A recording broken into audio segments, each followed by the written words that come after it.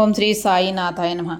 ప్రయోగక్షేత్రంలో దాసుగుణ స్నానము. గంగా నది యమునా నది కలియ చోటునకు ప్రయోగమని పేరు. హిందువుల స్నానం ఆచరించిన ప్రతివానికి గొప్ప పుణ్యము ప్రాప్తించినని హిందువుల నమ్మకము. అందుచేతనే వేల కొలది భక్తులు అప్పుడు అచ్చటికి పోయి స్నానమాడుదరు. దాసుగుణ కూడా ప్రయోగము పోయి అచ్చట నది స్నానము చేయవలని మనస్సు దలిచెను. బాబా వద్దకేగి అనుమతించుమనెను. అందుకు బాబా ఇట్లు జవాబిచ్చెను. అంత దూరం పోసిన అవసరము లేదు. మన ప్రయోగం ఇచ్చటనే గలదు. నా మాటలు విశ్వాసింపుము.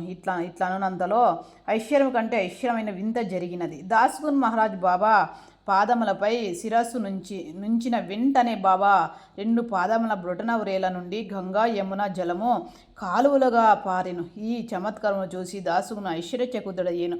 భక్త వైశ్యులతో మైమరిచాడు. కన్నులు ఆనందసలతో నిండాయి.